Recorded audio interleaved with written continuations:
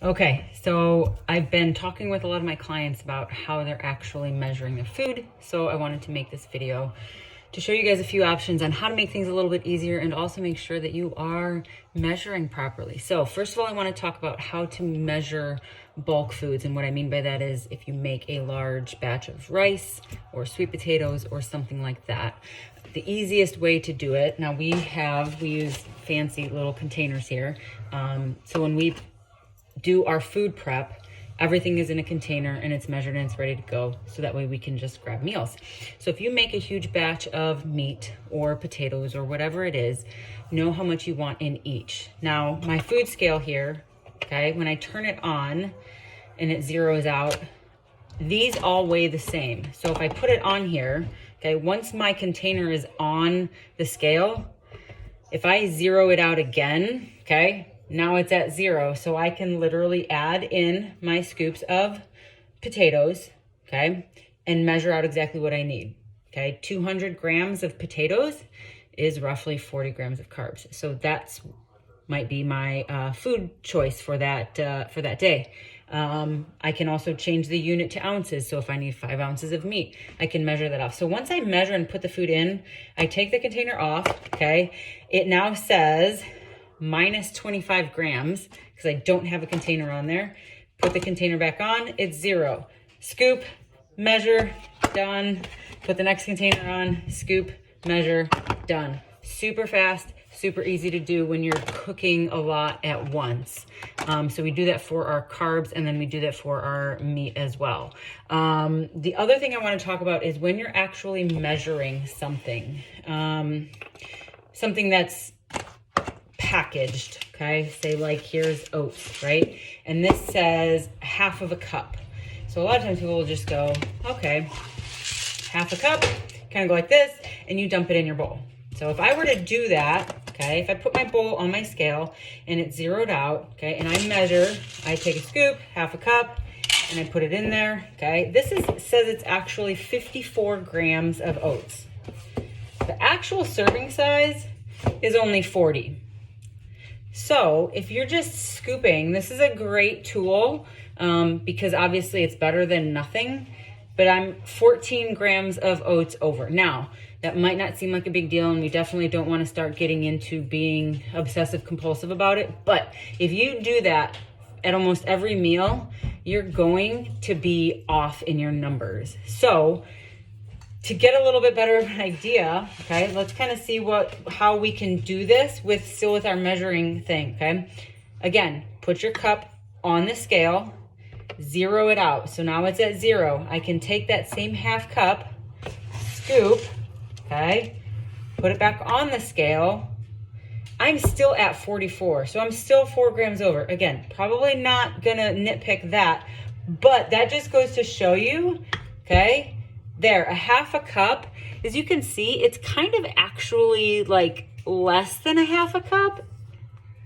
So I know for me, when I scoop it, I just scoop the whole darn thing. So you need to make sure that you're measuring accurately, and that's one way of doing it. So it might be helpful to do that for a few days in a row to measure so you can actually know what your measurements are, okay? Another culprit is peanut butter, okay?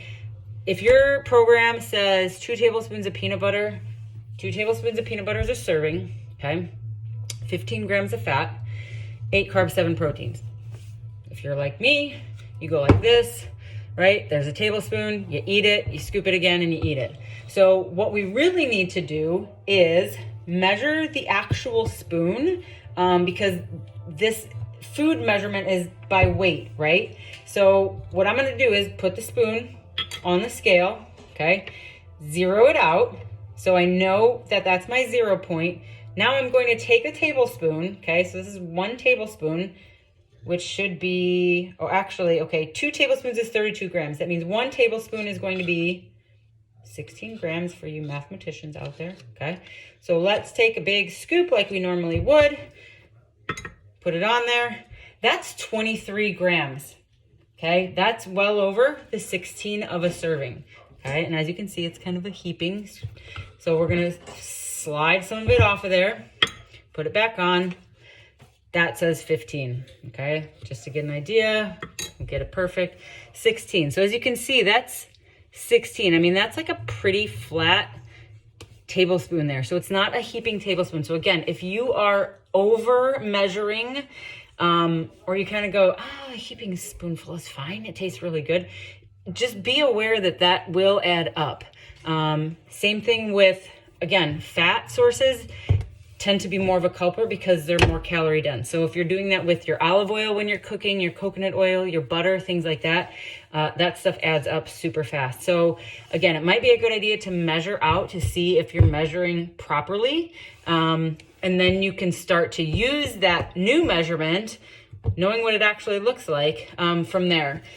The other thing to think about too is when you're doing large meals, say you make a batch of chili, and my friend Alicia Israel just talked about this as well. So if you make a huge batch of chili and you put in 2 pounds of ground beef or turkey, you put in some tomatoes, you put in onions, you put in the tomato sauce and all that kind of stuff, you can plug that into your app, or you can do it by hand, and it'll calculate the entire pot of food sources that you have put in there. So now you have this massive number, okay?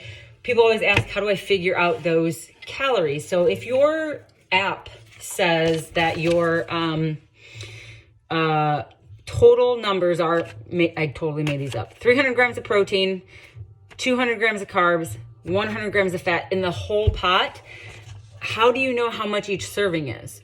You don't. So again, what you need to do is the first time you make that recipe is then make it and portion it out. What I like to do is I like to take a measuring cup, like an actual 1 cup measuring cup, scoop it, put it in my container, and weigh it, okay? Again, let's say it comes out to a certain number of grams, okay? You weigh it. Each container now has that same number. If I get 10 containers, I take these numbers and divide it by 10. So now I know that that recipe makes 10 1-cup servings. And then from there you can adjust. So now you know, okay, if I divide all these numbers by 10, that means each meal, each container is gonna have roughly 30 grams of carbs, 30 grams of protein, 20 grams of carbs, 10 grams of fat. So that is an easy way to do your bulk foods, your big pot foods like that. So yeah, try some of these things out. Maybe take this time that you're home and not able to go out, that you can actually prep some food and learn how to measure it a little more accurately. On our lids of our containers, we mark everything with how many grams of protein and how many grams of carbs that it has. So something to get used to and something to help you along your way, because sometimes those little overestimations, or I should say underestimations, can really start to add up over the course of the day. The last thing I want to say is, if you look at a container, let's say you sprinkle some cheese on your salad and you say, oh, well, this says that a 1/4 cup of cheese is a serving. 1/4 cup of cheese is a serving. Let's say it's 10 grams of fat. And you're like, well, surely I only used, a little bit. I used a 1/4 of a cup. And so a lot of times people kind of guesstimate how much they have put in based on what the serving on the package says, right? Well, surely I didn't use a whole serving, and I didn't even use a half. But again, you don't really know unless you actually measure it out. So are you guesstimating your foods too much to where maybe you are off more than you think? Tracking food can be an extremely helpful tool. No, you don't need to do it all the time, but I think a lot of people end up underestimating what they're intaking because they're just not fully aware of what the servings really are. So if you have any questions about this, let me know. If you need help with measuring, counting, tracking, anything like that, let me know and I'll do what I can to help you out.